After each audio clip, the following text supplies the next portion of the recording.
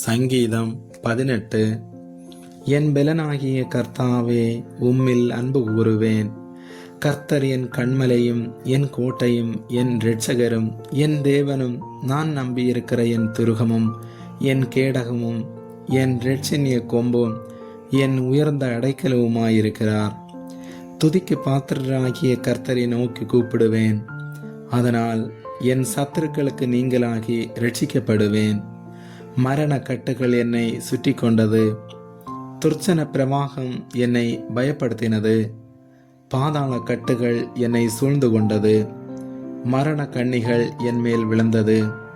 எனக்கு உண்டான நெருக்கத்திலே கர்த்தரை நோக்கி கூப்பிட்டு என் தேவனை நோக்கி அபயமிட்டேன். தமது ஆலயத்திலிருந்து என் சத்தத்தை கேட்டார். என் கூப்பிடுதல் அவர் சன்னதியில் போய் அவர் செவிகளில் ஏறிற்று. அப்பொழுது பூமி அசைந்து அதிர்ந்தது. அவர் கோபம் கொண்டபடியால் பர்வதங்களின் அஸ்திபாரங்கள் குலுங்கி அசைந்தது. அவர் நாசியிலிருந்து புகை எழும்பிற்று. அவர் வாயிலிருந்து பட்சிக்கிற அக்கினி புறப்பட்டது. அதனால் தழல் மூண்டது. வானங்கள்